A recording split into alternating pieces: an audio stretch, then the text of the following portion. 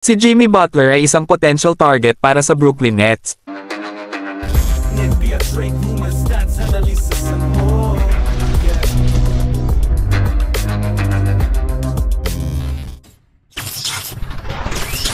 Ang Miami Heat star na si Jimmy Butler ay nakahanda ng maging isang free agent next summer sa pamamagitan ng pag-opt-out sa kanyang $52 million na player option. At habang na-predict ng karamihan sa mga eksperto ang pagbabalik sa Heat, ang Brooklyn Nets ay lumitaw bilang isang potential landing spot para sa tumatandang swingman. Napagdesisyonan daw ni Butler na maglalaro siya sa susunod na season at hindi na mag-e-extend sa Miami bago siya mag-opt-out sa 2025. Ang posibilidad na kunin niya ang kanyang player option ay maliit maliban kung siya ay sumang-ayon sa isang max deal sa Heat beforehand. Ang 6 na beses na All-Star ay ang pinaka-accomplished standout sa listahang iyon, at gusto niya ang Brooklyn, according to sources close to the player. Still picking up the pieces ng Brooklyn Nets, pagkatapos ng pagbagsak ng kanilang Big Three kasama sina Kevin Durant, Kyrie Irving, at James Harden. Ang trio ay nabigo ng husto sa kanilang panunungkulan together, at iniwan nito ang prangkisa sa isang devastating state.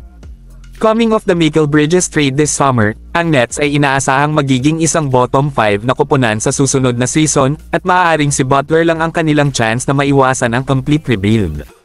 Ang 34 anyos na forward ay isang 6 times All-Star at 5 times All-NBA player na may 13 taong karanasan sa liga. Pagkatapos ng kanyang breakout season kasama ang Bulls noong 2015, malawak na tiningnan si Butler bilang isa sa mga nangungunang two-way players in the game. Mula nang pumirma sa Miami Heat noong 2019, kinuha ni Butler ang mantle bilang leader ng team, at dinala niya sila sa 2 finals appearances sa loob ng 4 na taon.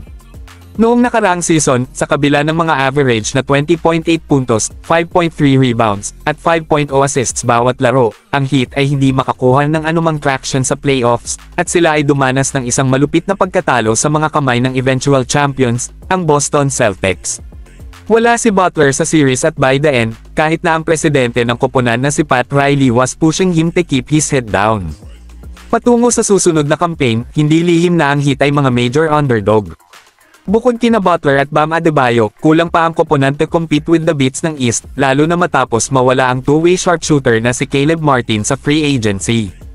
No matter how the upcoming season plays out, malamang nasubukan ni Butler ang market sa free agency sa susunod na summer, at ang Nets ay welcome at kakatok. Maaaring wala silang star power upang bumuo ng isang dynasty, ngunit maaari nilang ialok kay Butler ang buhay sa New York City, pati na rin ang isang solidong grupo ng mga teammates na maaaring gumawa ng ilang ingay sa East, kabilang sina Nick Claxton, Ben Simmons, Cam Thomas, at Cameron Johnson.